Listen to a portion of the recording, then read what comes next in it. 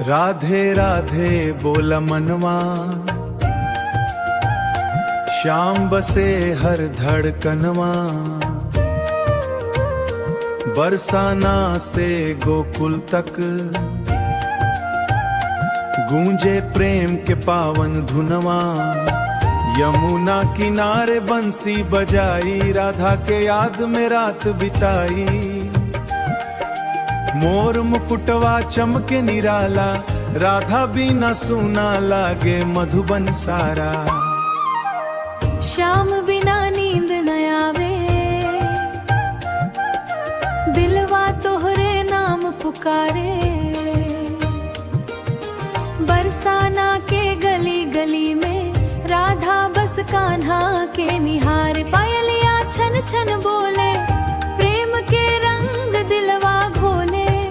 तोहरे बंसी के मीठ सुरवा सुन के मनवा डोले।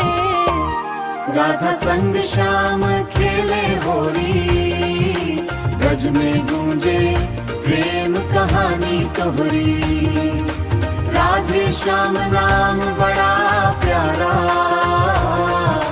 भक्ति में डूबल बा जग सारा। गोकुल में माखन चोरी, राधा संग हंसी ठिठोली।